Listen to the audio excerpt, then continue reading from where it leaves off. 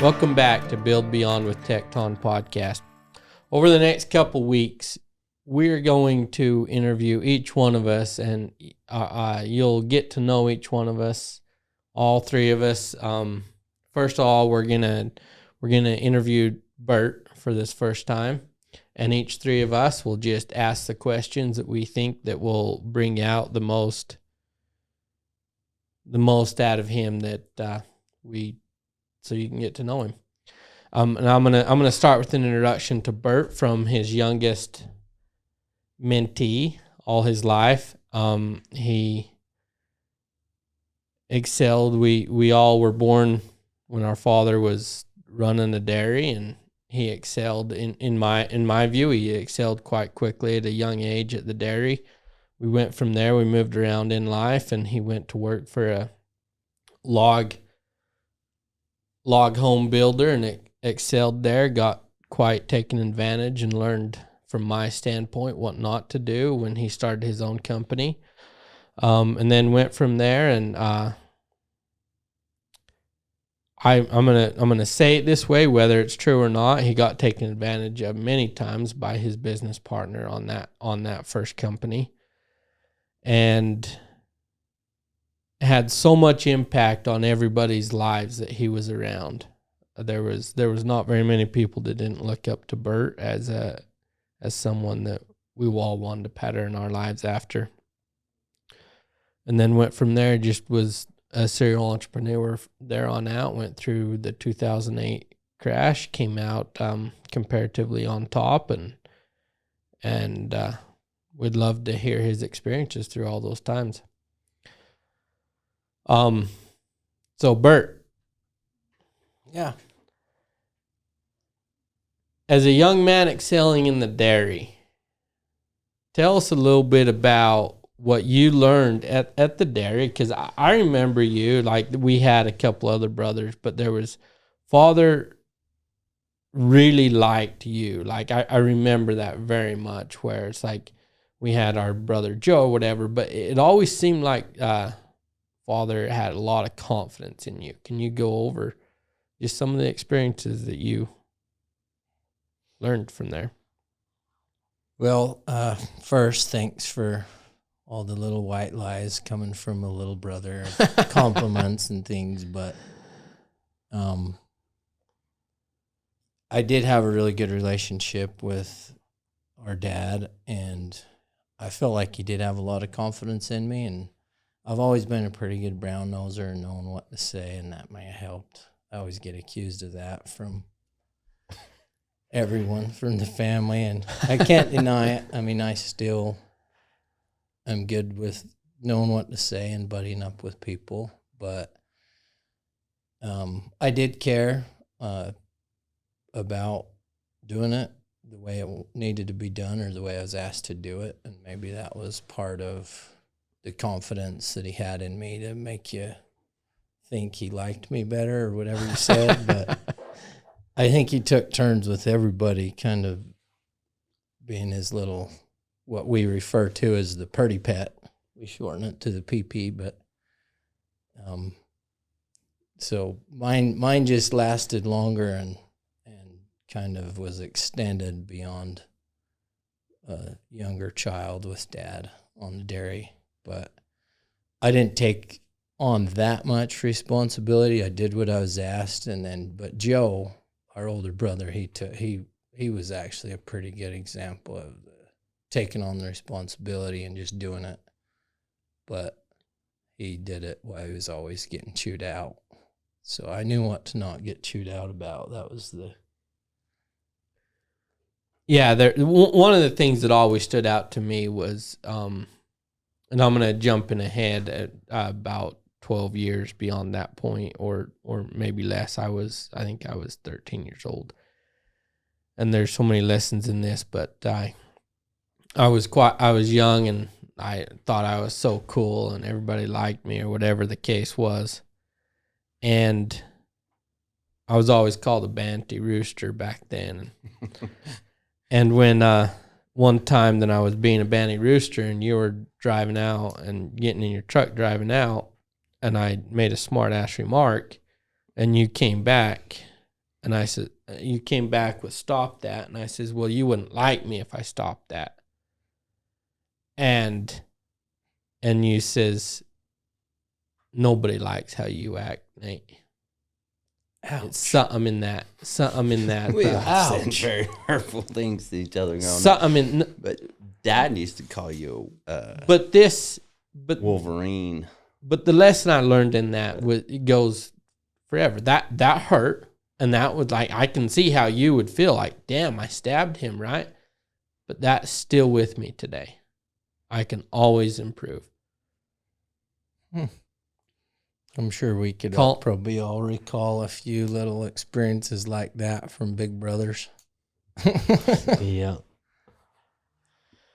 Anyway, so going through your childhood, what stood out the most about your relationship with Dad that converted over to your responsibility and your confidence? I guess it was as much the desire to gain his approval or do it like he wanted as anything. I think he just seen that, and I'd say that, but that was your character. Like you always want to do it right to those that you are responsible to. But like, what is it that makes you excel in each area like that? Like you do it in everything. Like to your customer, you're trying to make them happier. I would say probably the confidence, the can-do attitude, the self-confidence that I can basically figure out anything. If somebody else did it, then I figure I can do it, even if I screw up a few times and learn something while I'm doing it. Then maybe that would be the only thing that comes to mind for one answer. What is it that made you want to keep going after you know you messed up and had the self-doubt enter your mind? What took that away?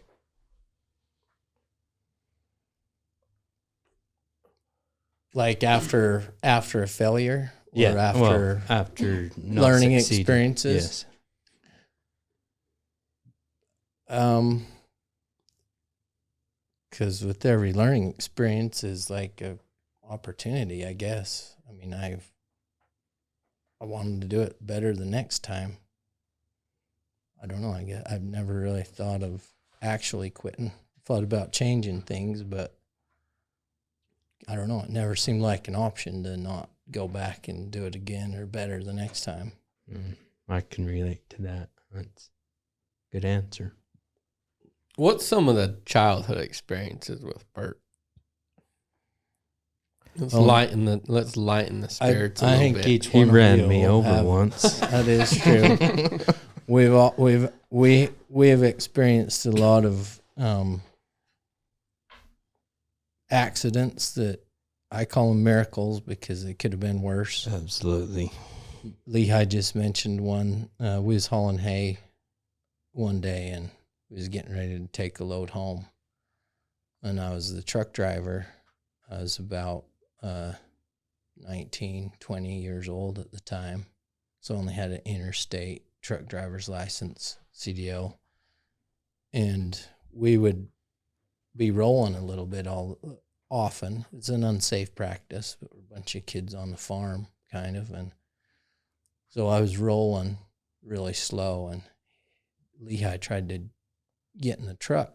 And it was something we'd done a lot of times. And I'm like, as the driver, just rolling down the road, not probably 1 or 2 miles an hour. Yeah, 2 or that 3 was miles an slow. hour. It's very slow. Just for the record, I don't blame you or ever got mad at you for that. I know, but that makes it feel worse. If you'd have blamed me, I could have at least called you a dumbass for jumping under the tire. But so he'd tried to grab the door and handle all at once and slipped on the step, and his feet went under the truck, and I ran both feet over, and he got up and got in the truck. Obviously, I didn't fill it. I got a full truckload of hay, and he got in the truck, and I remember that he was white, but not instantly. And he said that he ran me over. It wasn't crying, like just basically dead still face. And I'm like, no, I didn't. And the way I remember is it took him like 3 or 4 times to say, no, you ran me over. And then I seen that his face was just going white, pale. And we're 30 minutes away, and I just ran over my little brother, both feet. He's obviously alive, so that's a relief, but that was scary. So we end up driving all the way back. Well, I called Dad and Mom. I believe Mom and Om was in Scipio at the time, if I remember right. And Yeah, I called Dad and told him what happened, which was like, you guys all know that telling Dad things like that, accidents of stupidity and unsafeness, that was a scary thing to report to your dad, that you just ran over your little brother. Yeah, especially a farm dad. At work, yeah. Especially our dad. Like, Was that the scariest part, or the fact that he'll be no, all right? Well, I can't really describe how sick it made you feel that actually happened, and it could have been prevented. And so Why didn't you just go to the hospital while you were there and film? that was the thing, is with insurances and stuff like that, then there was a lot of questions. So Dad and Mom asked me, is he this, is he that, is he, and I said, well, I don't know how bad he is, but you feel his like shoes you are on. downplayed it a little bit to like get well, out I didn't of know. trouble Yeah, a little obviously. bit. Yeah. Well, I don't know that I was forthcoming that we was dinking around. I probably, knowing me and just kids in general, when they're trying to report stuff like that, then I'm sure I covered up the horse playing. Yeah, we all involved. Yeah, oh yeah. we all But try I to was- manage the feedback. Yeah. I was saying like the condition that you felt like it was in, or did you just feel? No, I mean, with him I jumping up and getting in the truck, you wouldn't have think that he crushed both feet. But Well, it was about it's 28 miles or something like that to Flowell to Scipio, and we got back to the dairy, and Mom and Dad were both there, and then they took him back to Fillmore. We went straight to the house. Just parked on the side of the road. I remember that, and then Oh, I tried to walk up the stairs and I couldn't. Oh, that's right. Because I got out of the truck when I got home, walked Yeah, over to the stairs, and I couldn't walk up the stairs. Yeah. And then they're like, yeah, you're right. You ran him over. We better take him over to the hospital. yeah, And that was, I don't know, weeks before another tragedy happened in the family. It was, So Lehigh was in a wheelchair for a while due to that. But that was actually, I mean, I probably still had more stupidity and stuff. I might not have learned what I should have, but that was quite a turning point in my life, from becoming a playboy to being somebody a little more responsible when it A came little more to, serious when it came to to it. the it's gonna equipment and the sound work. weird, but I remember being jealous of your wheelchair. You playing with. Oh yeah, wheeling around, Yeah, shit like that. I got to make the best of a bad situation. It looked like a lot of fun. We had that wheelchair ramp down south, and I remember you playing on that ramp. And I just wanted to throw him out of it and ride in it myself, but I'd already ran him over. So we was on roller skates, and you're in the badass wheelchair. so yeah, that was quite a story. At what age were you out doing those responsible things, like driving the semi, hauling the big combines, and plowing the fields and shit? I started doing like little side jobs for the neighbors when I was in my probably 14, 15. I started working at the Chevron a little bit on the side and still doing the dairy stuff. But it did get me out of a little dairy work once in a while. And then I rode horses for the neighbor, herding cows for a while as a side job on the dairy.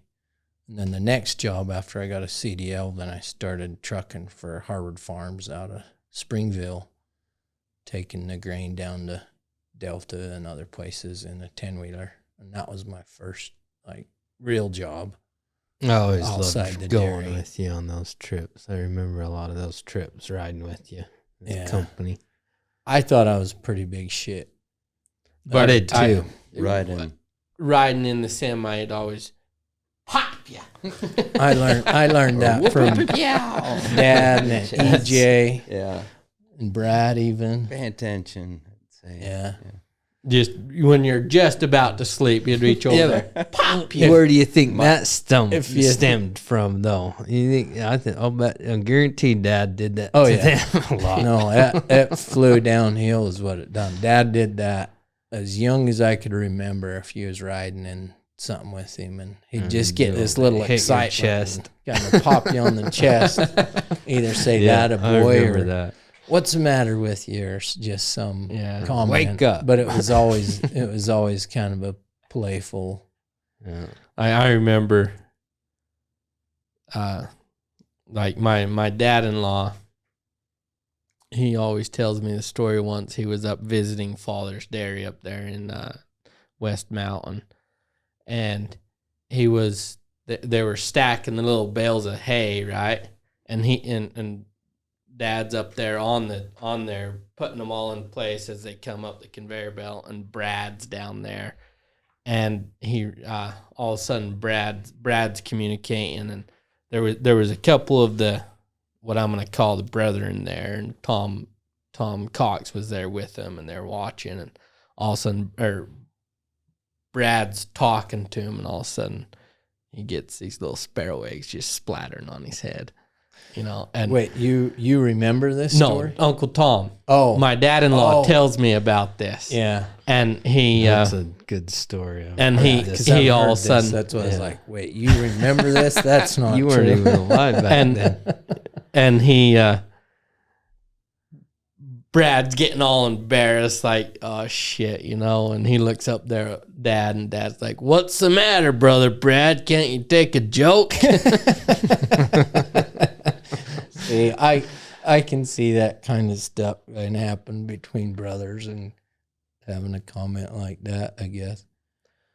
But it's that part we get a lot from our dad on that part, and it's the having fun. And I notice the things that carry through as a dad to me interaction with my kids are the things that really made you feel good, like attaboy at the right time, or that pop on the chest or whatever. Those are the things that it seems like I naturally do with my kids, and I think that's kind of subconsciously why, is because they're just super fun memories that you may be trying to create for your own kids. Yeah. So tell us a little bit about, like, we moved down from Scipio down to the creek. Whatever. I mean, maybe you want to go into the experiences of working at the dairy there at the creek, but mostly what I'm interested in, I don't know that I've ever heard a lot of the detailed scenarios around how that log home builder took advantage of you. Like, what's some of the... Tell us a little bit about that. I'm very interested in that. Yeah, we'll skip to getting into construction after we moved from Scipio to the creek and tried to do the dairy thing for there, and then started working for our uncle building log homes. He had a log home building company, and it was time to not work on the dairy anymore and go learn something new.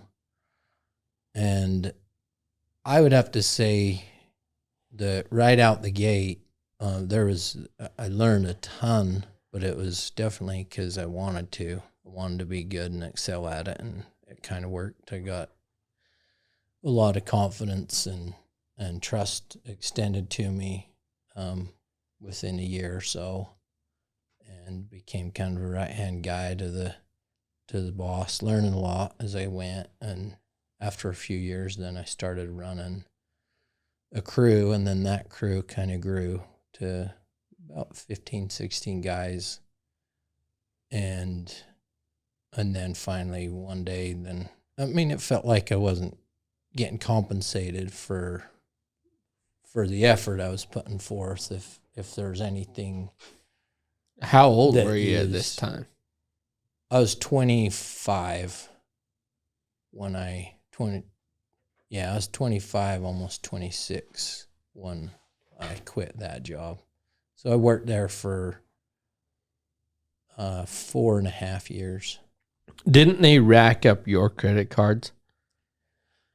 No, but they used the owner of that company, or the controller of that company, had used my credit on a vehicle and a 4-wheeler, and it was hard to get him to make the payment. So they tried to mess up my credit a little bit. And I learned a lot about what not to do, because when you see your coworkers and sometimes yourself not being able to cash your check the day it was sent to you, because there wasn't money in the account, yet the boss would walk around with wads of cash in his pocket, and you just were like, could I just cash my check right now, like from your pocket? But no, I don't. After going through and looking back, then I can't complain about any of it, because it's just such good learning stuff. That's what I do with it that brings the value. You can turn any experience into net gain by learning something from it, in my feelings, and that's what I try and do. Yeah, It shows. I love the failures, or the comment that says failures are not failures, they're lessons. Yeah. And that's, I actually read that Absolutely. the other day. Very similar to that. I couldn't recall it, or I was going to say that. But Nephi, you haven't asked me any questions. Well, wouldn't you bring my horse down from Scipio? Because I did horse was not dumb. want you to kill that baby. You wanted to. No, That's the whole reason why I That's wanted her. She was about what to. I think when we do the interview with you, I'll ask you a few questions about that, because that's a pretty good little I was memory, a devastated. burr in your side. I know. I actually did feel bad about that, if it makes any difference because of what happened. But you were there definitely jealousy involved, because you were still the favorite. I'm just kidding. of one person. Yeah, you were it- everybody's No, favorite. well, yeah, that's I honestly- accurate. You were Mama Noam's favorite, you were Mama Nancy's favorite, and Dad's favorite. Who? You. No, I wasn't Mama Nancy's One of favorite. them. And No, Mama no, Gnome's, it went Nephi and then you. Mama Gnome's, if I was Mama Gnome's favorite, that was from a distance. Yeah, but I think that any of her favorites would say that. Yeah, that's true. I Probably. always felt like, Mom was pointing to you for who we should look up to. Yeah, I can Yeah, attest to that. Yeah. there was that. I never did catch you on the phone with girls. Well, there's a lot of pressure to keep that secret. And you did damn I good never- at keep. I never talked to girls. You know what was interesting? Like, I never masturbated till I was 20 years old. Why does it seem like we always talk about you masturbating in podcasts? Because it's so cool now. Because you can do it and there's no repercussions. Yeah, but my point is like it's interesting to know, or to realize that, and every one of my big brothers were doing it since they were, I don't know, like 12, 14 years old. How do you know? Because you guys have told me now. Yeah, and I was right in the middle. I know I've told you that, but we all come of age at some point, and nature takes its course. And Oh Late boy, bloomer. dude, that the truth of it is they never dropped on me till 20 years old. well, in your defense, you didn't have a lot of perverted big brothers making sure that you knew everything too. So. Well, Josh and I would compare loppies. Oh, well, TMI. We would. I remember like in the big room down in the basement of, and this ain't about me. This is Burt's interview.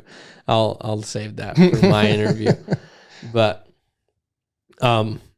anyway, so I brought that up because Burt was very, and I look at this as a value. I really do. Like, don't spread the negative parts of your life, and in any kind of religion and all that was a very negative part of life.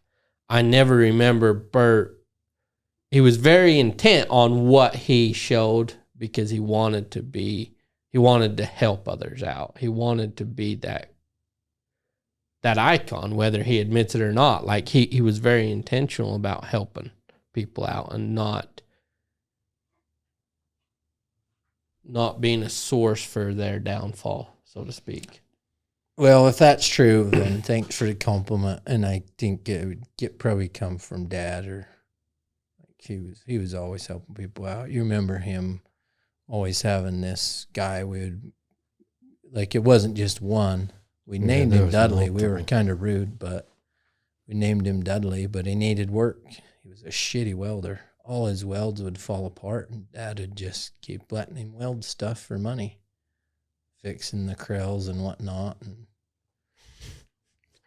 And he had always had a big heart for everybody. Yeah. We were so ruthless that turned into a lifetime diss on somebody. Yeah, we had cars that were half-assed that we had named Dudley. Well, I don't remember any of that. We bought that car from him. Yeah. Oh. And so we just named... Well, I mean, it was better that the car was named Dudley because it was a dud instead of the person. I thought I remember a couple cars named Dudley after that one. One that turned into some like a truck car thing eventually, and then we got a new one, and the next dairy runner was named Dudley. Well, we was in the habit of calling that man Dudley so much that one time then he came to the door probably to get a check or talk to Dad. So he came to the house, knocked on the door, and Mother Nancy answered the door and didn't have him in. And I remember this because I was thinking, damn, that's rude. But then she let the cat out of the bag. She turns around, closes the door, is like, yeah, I'll get him. Closes the door and says, Elmo, Dudley's here. It just yelled it because he was in the other room. And like, as far as I know, that was the first time he ever heard us refer to him as Dudley. So I remember feeling a little bad for him. For that we was so damn rude. You remember when you guys 3:30 in the morning dragged me out of bed in my PJs, yelling and screaming. I just wish we had more time with you so we could do that more. Yeah, I want to know why you keep blaming me for that. I was kicking because and it happened to every one of you guys at least once, and me as well, that the big brothers was like, this is bullshit. This little lazy guy is going to come no, and help absolutely. But the saying that he now kill you, tear you right up. Oh, was that you? I don't remember. This on? Was it? See? I rest my I case. don't remember it. I don't remember it at all. And Hereford and Burt. Kill you, tear you right I think up. Josh was the one that admitted. Josh was the that. one. Josh always came up with little stuff like that. I will say on this podcast that could have been Josh. That does sound more like Josh. Yeah. He was the one that was like, he would protect his sibling at any cost. He would protect Nate, like he was was always very, coming up with creative ways to chase people off. He was a buzzsaw. So Burt, let's get into like when you decided to leave the religion and start doing your own thing there. Like, do you have a particular question about that? Yeah. What made you make that decision, because you were pretty invested into the religion from when I left? Well, I think it would be like hard to understand on its face for the audience. And I know I've told you guys this all the time, or a lot of times, but For me, I didn't necessarily lose the belief in the religion. I left because I didn't see a path for me. So discouragement or whatever. And then later, once you learn more, once your head gets filled with more information, then the data changes from your head. So when I left, then it was a conscious decision to live a lesser life.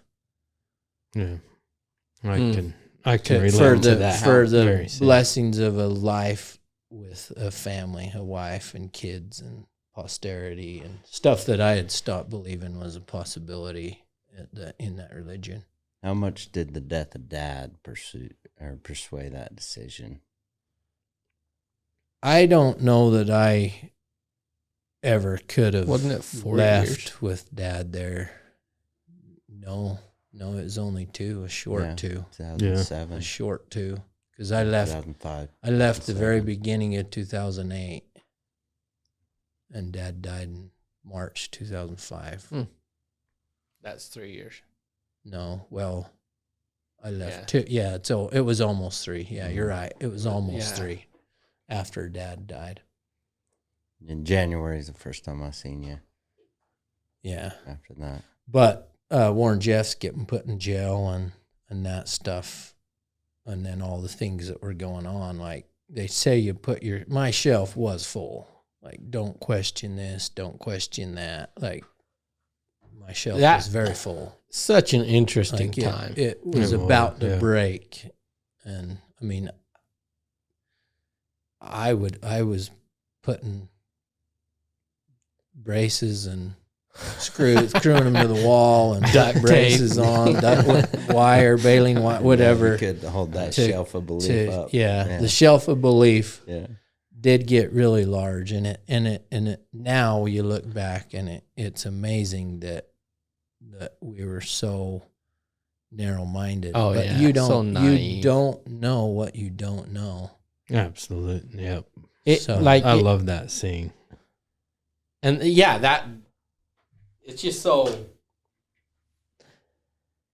looking back on that time and just realizing what we all, like, for me, obviously, I drank the Kool-Aid longer than it, as far as timeline. I think I was about the same age as you. 26. Yeah, before I was officially like, okay, I don't believe in any of that, I think I was 26 years old. Yeah, and what did you say after I left? It took me like 3 or 4 years before I'd even entertain the idea of criticizing the religion and its intent. I wouldn't call it criticizing. I would call it the realization that it was what it was. You can call it that, and I'll go with that. That's The realization that certain things just couldn't be, and they were never. Which obviously led to criticism, but like, I think it was even a slower process to criticize. I'm just saying, I think it was years before the realization. A lot of that is because he isn't someone to like be a victim. Like, he's never been a victim of his past situation. So and I run into that. Like, one of the biggest reasons why I don't like to talk about my religious days is I'm not a fucking victim. Right. And I think when you're criticizing it, sit here right, I know that. But when you start to criticize it, like, for me, you can I can sound like I'm a victim, and I don't want people to react as though I'm acting like a victim. I experienced it just this last weekend in Vegas. I started talking about it, and then they all started trying to hand me fucking pity. I'm like, dude, no, that's not me. I learned a lot. I ain't who I am without those experiences. So I avoid talking about it with random peoples strictly because I'm not a damn victim. And there's so many people that come from that just victimize themselves. Mm-hmm. Well, we get in that religion and then follow all of its things kind of well, you might be brainwashed. You're doing it 100% at your own will. Like I never seen or witnessed anybody forcing anybody to do anything. But somebody could say, oh yeah, my parents made me go to church. Well, I watched some of my brothers get away with not going to church. And so there just wasn't, we were maybe brainwashed, but not victims. So, yeah, I mean, we were shamed into it, Like I remember one time I didn't want to go to church. I wanted to stay home with our brother James. And he says, what's it going to take to get you to go to church? Like, I'm gonna go up to the border store. Like, what's it going to take? And I says, some Sun Chips and Dr. Pepper. So he wanted you to go to church? Yeah. And not him? Oh, he had. I wanted to stay home. He probably had plans to go out and do something. Yeah. So he needed his responsibility to be in church. I don't need this weight. Yeah. So, I mean, when I got home, I had Sun Chips and Dr. Pepper. So, but good. We're at we on time. Do you see as other people that were down there as victims? Like, you're not a victim, and I don't ever look at myself as a victim, but I see people down there in the way that they had to go about life, and I see them as a victim. And just because they're a victim doesn't mean that they're necessarily going to let that control their life and become a deadbeat because I'm a victim. And how do you not? How do you not? The victim mentality is the victim mentality. But it's not absolute. Well, like you can be a victim and not have the victim mentality. I disagree. That's so much bullshit. So being a victim of a situation is your own choice. It's nobody else's choice. No. Butters is right on this because a victim that, like, you can control how you take that lesson of being a victim and not victimize yourself, not feel sorry for yourself, but at the same time, you were preyed upon or you were victimized in one way or another. Absolutely. Who decides you're a victim? But the thing is I don't think... Well, if something's done wrong to you beyond your control, you're a victim. I'll say this. Everybody who had their families taken away and sent away for whatever, basically probably a victimless crime in some cases. Like, nobody got hurt. And those guys were victims of that religion, or Warren Jeffs in particular. They could have maybe said no, and a lot of them did. Yeah, Joe did. But I'm with Nephi. I think you can be a victim, but not be a victim in other people's eyes, but in your own eyes. Well, we're a product you of where can we've been acknowledge and who we that are. you were victimized and then carry on about life being successful. Absolutely, you can. Yes, you can. I disagree. I think if you acknowledge you're a victim, you're excusing that you ain't following the lessons you've learned. What about somebody getting hit and killed by a drunk driver? Are they not victims?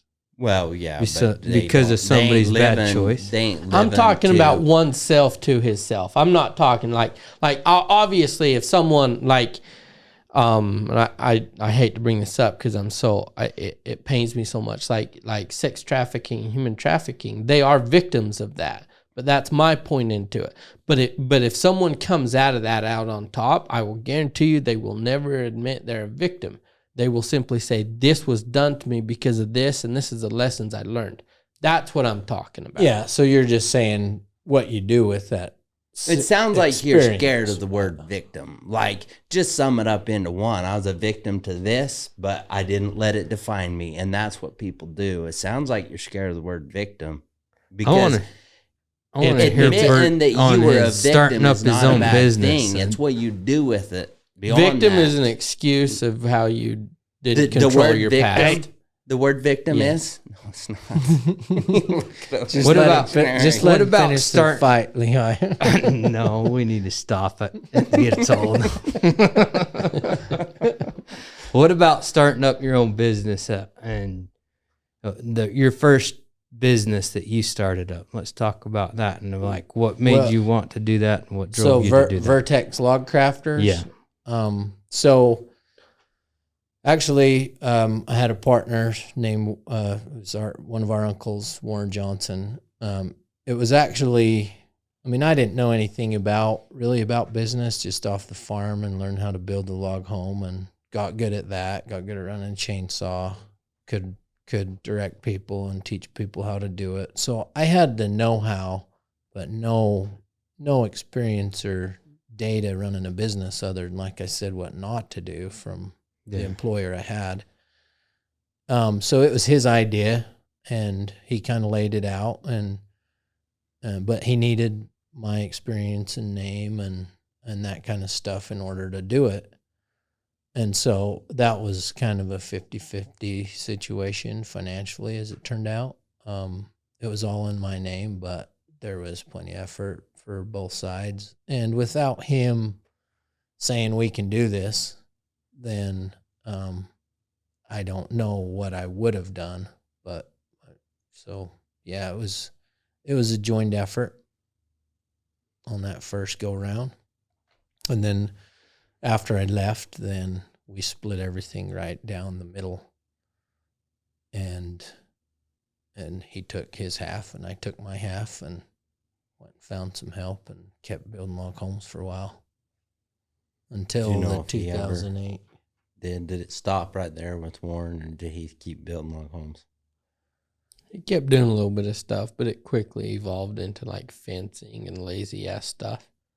Well, there was very few people. I didn't know how to train people to do it without me. That was probably one of my greatest battles, is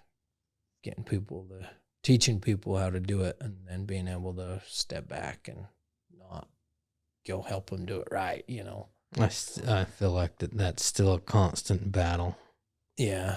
So there wasn't anybody to take the wheel as far as responsible, go and get the work. Nobody, the relationships were all kind of with me personally from our customer base or the supply houses and stuff like that. So he had very little. He didn't know how to sacrifice for the future. He didn't know what it took to actually make that stuff work, because he always had me out in the field at all times. I mean, I didn't want to go back to the house, so I was perfectly fine living somewhere, building, working my ass off, because I didn't really want to be in the house with them, everybody. What's the lesson you learned in that partnership? Because I was. Well, I have very few, if any, qualms towards Warren Johnson, because in my mind, then he gave me the understanding that I could do it on my own by helping me, and he was very honest, as far as I could tell. Like he didn't give any money to the religion or do any of that stuff without asking me or talking with me about it. So some of the best lessons I learned there, the ones that come to my head first is, you don't need the nicest equipment to get started. Because, I mean, I could have diversified a little bit and not had the new trucks and that kind of stuff, and actually lived through the crash of 2008 and 2009. Whereas because I had forklift debt and trucks and things like that, then I just had to file bankruptcy for that business and close it out. What's the little, everybody is scared of partnerships because it's the unknowns, like the little things, like things that don't come to the top for the public to see. Do you have any of those like that you experienced in that partnership that would be of value to me? The first thing that comes to mind is make sure that there's a pathway for people you expect to take responsibility. Make sure that there's a pathway of understanding of what their responsibilities are and what you expect of them, and then hold them accountable. Well, partnership, like that's got to be done by the partner as well. Like he's got to set himself apart. And I was an employee. That's a little more employee based than that. Yeah, Like, I actually path. No, thanks for saying that, because I actually ignored the partner part of that question and kind of answered it based off of what I've learned as a partner or a business owner. Yeah. But I don't know. I'm still. I feel like I'm still learning. I mean, would you repeat the question maybe so I can get it? So in partnership, like there's the generic, everybody says don't do partnerships because of this and this, but that's something that everybody sees. Yeah. But in a partnership, or even as a boss, there's the little things that people overlook that if they known, they may structure a partnership agreement a little different. Like, you follow my question? Like what's a little, just something, because the reason why this is important to me is because, to go back to our victim deal a little bit ago, I feel like you were a victim of that partnership from where I stood as a young kid looking up to you. Well, I can tell you I wasn't a victim. I could have told them, no, this is all mine. Like what had ended up happening is the leadership at the time told Warren Johnson, that's all his.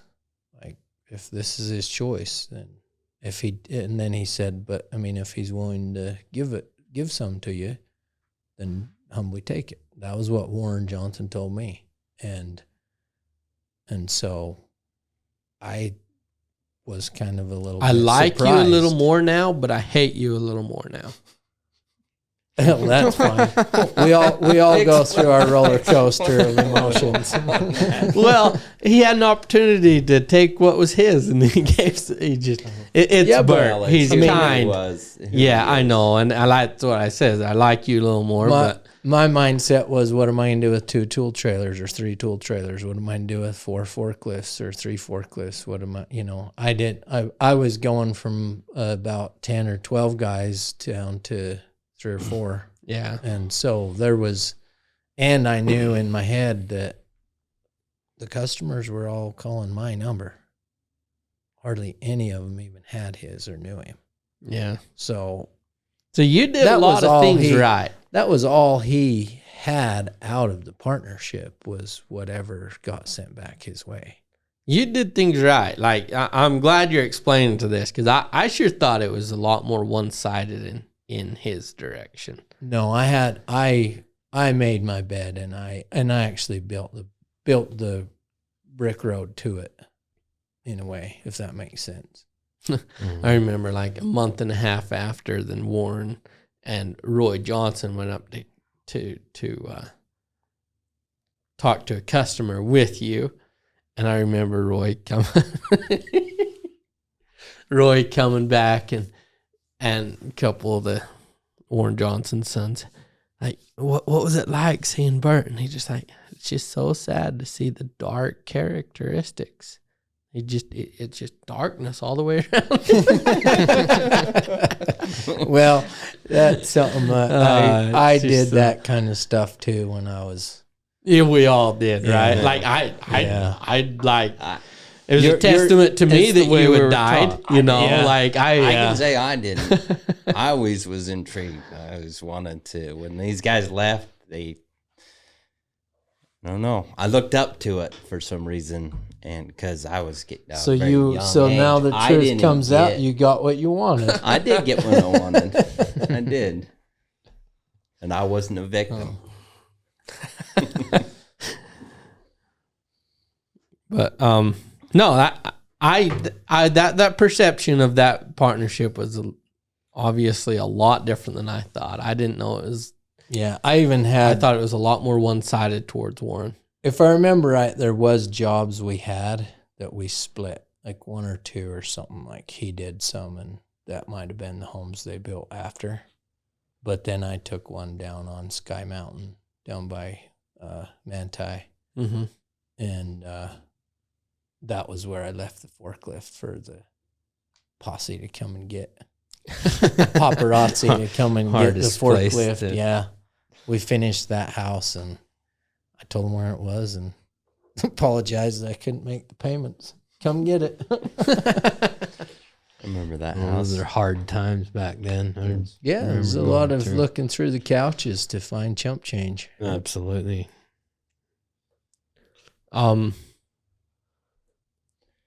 of the big reasons why I wanted someone like yourself on the train is not that I'm wanting to go bankrupt, so don't bring that part out, but someone that has gone through the 2008 situation, that could add insight of what not to do leading up to a recession or going through a recession.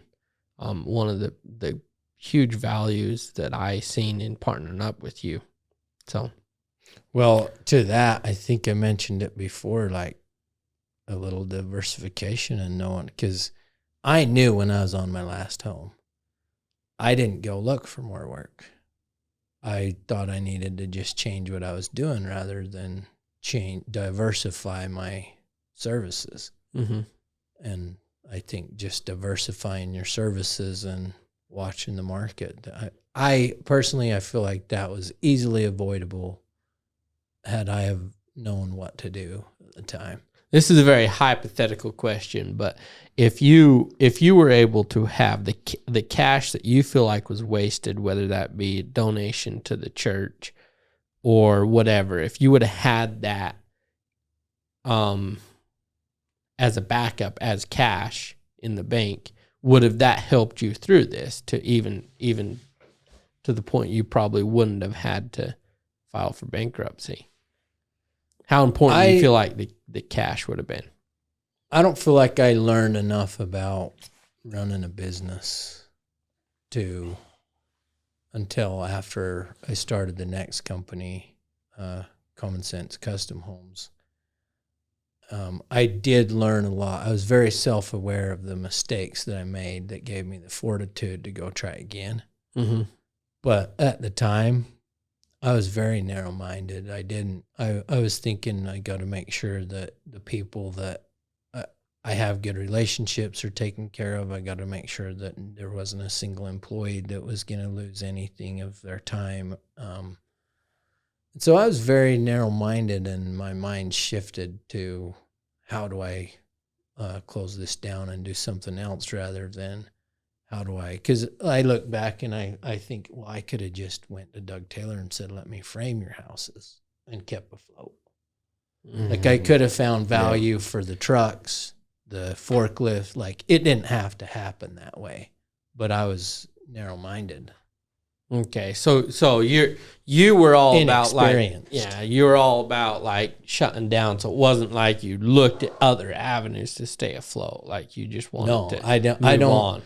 I wanted to. Well, I thought I wanted to become a general, and that was my my purpose for wanting to get a job with a general contractor because I needed more time to.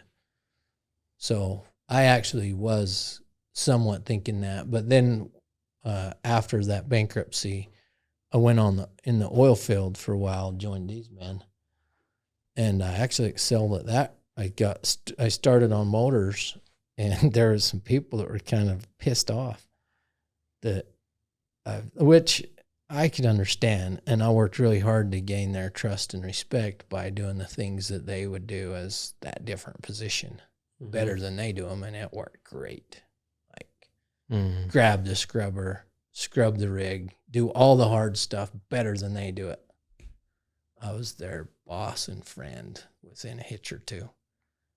That's all it took.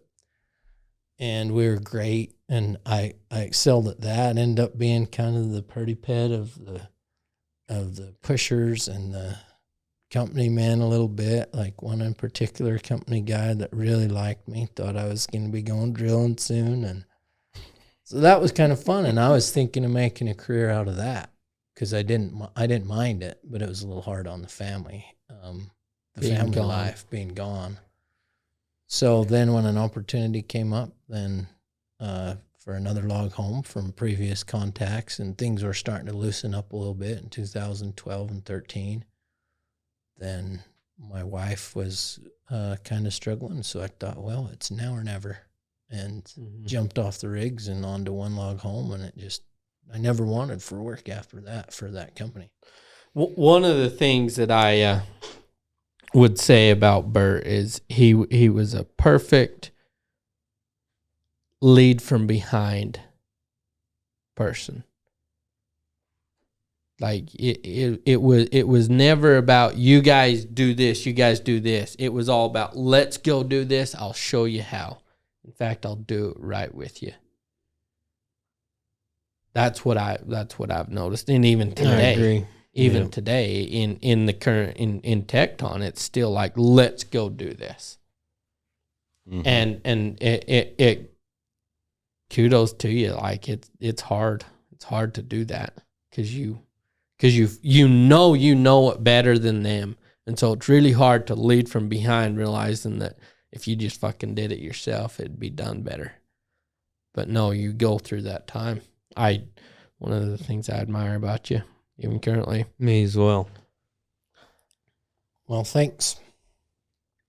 With that, guys, I hope you got to know a little bit more about my business partner and friend and brother in those orders.